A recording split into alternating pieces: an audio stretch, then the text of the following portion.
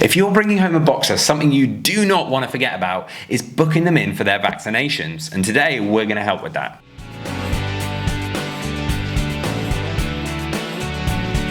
Welcome back to the Fenrir Boxer Show. My name's Joe and I'm a certified canine leader here at FenrirCanineLeaders.com. We are dedicated to helping you learn everything you could possibly want to know about the boxer and then how to become a high-level canine leader so you can raise your very own. So if you're new here, don't forget to subscribe and turn on that notification bell so you never miss a future upload. Bringing home a boxer is going to be a very, very exciting time, and there's going to be a lot of things going on when you get them home, but something you don't want to forget about is booking them in for their vaccinations. So what vaccinations are they meant to be getting and when should that be? Well, today we're going to be tuning into a webinar that the canine behaviorist and founder of FenrirCanineLeaders.com, Will, has recorded all about when you should be booking your dog in for its vaccinations. So then let's dive into today's webinar, and we'll begin with the first set of jabs that your new puppy most likely will already have when you bring them home. Your puppy's core vaccinations, if you're buying a pedigree puppy especially, the breeder will provide you with a number of documents when you pick them up to help you with that. These should include the contract of purchase, your puppy's health certificate and their pet passport. Now, this passport should contain a list of all the treatments that they have received from their breeder's own veterinarian. These include the first complete set of vaccinations as well as treatments for inner and outer parasites. Typically, your breeder's vet will have vaccinated the puppies between around 6 and 8 weeks of age. On the day you pick your puppy up, your breeder will most likely show you the date of the first set of jabs in that pet passport. They also may tell you to follow up with 2 sets of vaccination boosters. These boosters should be spaced apart 21 to 28 days from one another.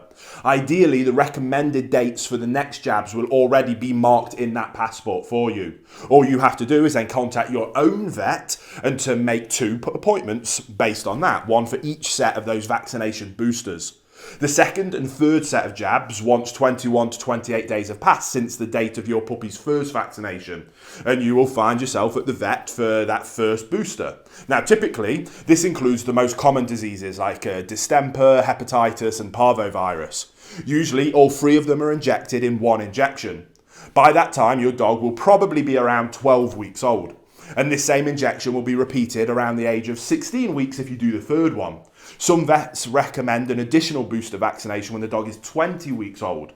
Now, on top of these 2 jabs, the vet will vaccinate against rabies, usually again between 12 and 16 weeks. Other optional vaccinations include things like for lepto, bordetella and Lyme disease. Again, ask your veterinarian which of these optional jabs that they recommend, as their necessity may depend on the region you live in and your lifestyle. So, I know that might be confusing, but let's look at a really simple, approximate schedule for your puppy's trips to the vet clinic. So, that vet visit number 1 will be with your puppy around 12 weeks of old. They'll get their first set of vaccination boosters. There'll be a vet visit number 2 around 16 weeks old. Now, with that one, the second set of boosters are applied. If recommended by your vet, you can then go for number 3 at 20 weeks old. So you might be wondering how much it'll cost you. Now, whilst it is true that vet bills can reach astronomical heights, you don't have to become the victim of unexpected healthcare costs for your puppy. And even if your puppy develops a health condition that requires veterinary care on top of that regular vaccination schedule, you can safeguard against that financial risk. Simply invest in a good, solid and reputable pet insurance. I recommend you research the various options available in your country and register your puppy with the insurance before you even bring them home.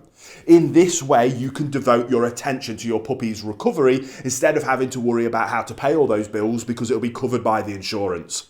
Now, with that being said, let me give you a rough estimate about those vaccination fees for the average puppy in the first, say, 16 weeks of their lives. Now, assuming you get the dog at 8 weeks of age and they only require 2 sets of core vaccinations, and assuming that your puppy is otherwise healthy and only needs these standard jabs, consultation fees are around $60, you need that twice, and jab core vaccines are around $75, so again, you'll need that twice.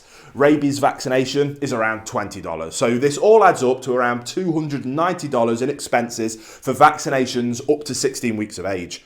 Now, with no pet insurance in place, you still will have to pay that, usually if you have pet insurance or not. So this wraps up the discussion on what age and what jabs your puppy will need. As we mentioned, vaccinations are not the only expense you'll be facing with a young dog. They will also need to receive medication against internal and external parasites.